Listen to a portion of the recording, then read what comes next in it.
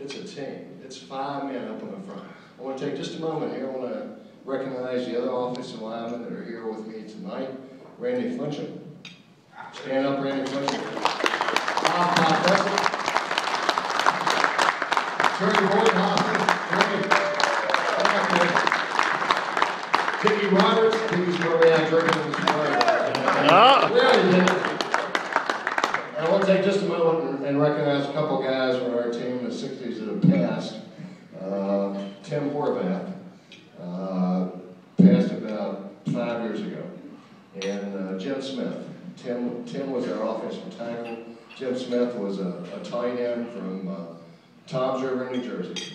And I'll never forget, back in the 60s. I don't know how many of you guys know the era back in the 60s, but Jim Smith rolled into camp in Morgantown, West Virginia, an old VW bus with a surfboard on top of it. From the Jersey Shore. And after he had his 4 years of glory at West Virginia, he went back to New Jersey and served as a New Jersey state trooper for 30 years before he retired. But I want to tell you, back in the 60s, things were different. Things were totally different than they are today. And Coach Bendahl was sharing the film with us here before, and I don't know, how many of you have ever seen actual football film before and evaluated film before? Let me see you raise your hands. Probably 3% of the crowd. Well, let me tell you, when you're an offensive lineman, it's a way of life. Because what a lot of people don't realize is Sunday morning, after you had to get dressed up and go to church, when Jim Carlin was our coach and Bobby Bowden was our offensive coordinator, you went back to the student union and you watched film from the day before for about 3 or 4 hours.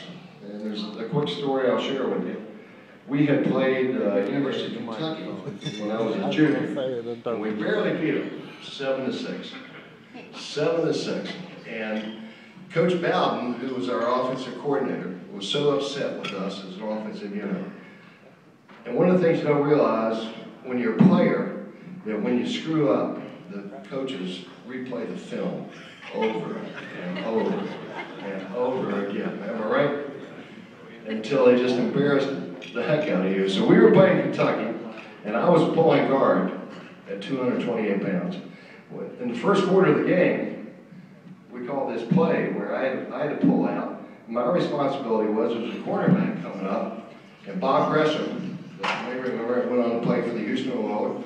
Bob was the running back. So I had to go out as a pulling guard, and when the quarterback came up, my responsibility was to take him to the sideline, get him out of the play, so that Gresham could cut up inside. So the first quarter of the game, we called this play.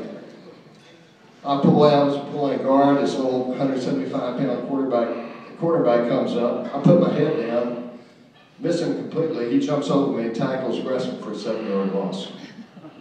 Bowden stops the projector.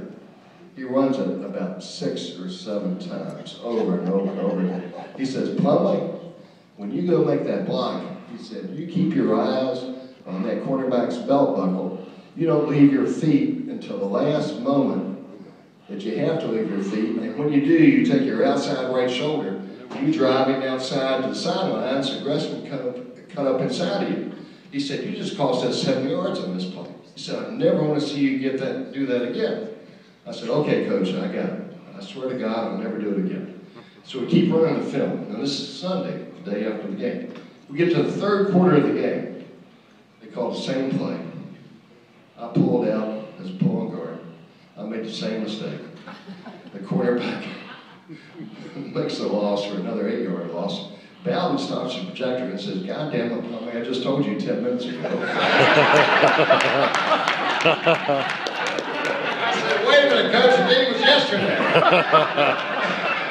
He said, oh yeah, it was. I'm going to take one more moment and tell you I'll get off the stage after this. I'm a real stage hog, as you can tell. I do want to pay tribute to our offensive line coach. We had 2 coaches on our team back in the 60s that you may remember. One was Jim Carlin, who was our head coach. Jim passed away about 3 months ago. And following his transition to the other side was our offensive line coach, a guy by the name of Jack Flick. And I had the opportunity to go to Jack's funeral in Atlanta, Georgia. Jack followed Bill Curry. After he left West Virginia as the offensive coordinator, he followed Bill Curry to Alabama and to Kentucky. And at at Jack's funeral, about 2 months ago, Bill Curry got up and gave a little talk about Coach Flake. And this is the way Coach Flake was. Coach Flake always impressed upon you the intellectual aspect of the game. Right, Bob? He used to always say, no mental breakdowns. I mean, he expected you to be physical, to be tough, and lift the weights, do what you had to do, but he also expected you to know your blocking assignments and do what needed to be done. So, Coach Flake, when he was coaching with Coach Curry told this story at Jack's funeral. When he was with him in Alabama, they were getting ready to play LSU.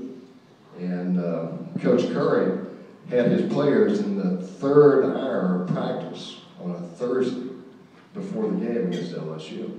Now, typically, a practice lasts like an hour and 45 minutes, 2 hours. So this is the way Jack Flake was, our offensive line coach. After about 3 hours and 15 minutes of practice, he walks over to the head coach, crosses his arms. This is the way Coach Flake was as a coach. He said, you know, Coach Curry, he said, there's only one way we can lose this game on Saturday. And Coach Curry turned to Coach Flake and he said, well, how's that? He said, well, if you kill all these players out here today in practice, we're not going to be able to field a team on Saturday. And that's the way Coach Flake was. That's the way Coach Flake. So that's what it was. That's what it was like back in the 60s. Thank you very much. I appreciate that very much.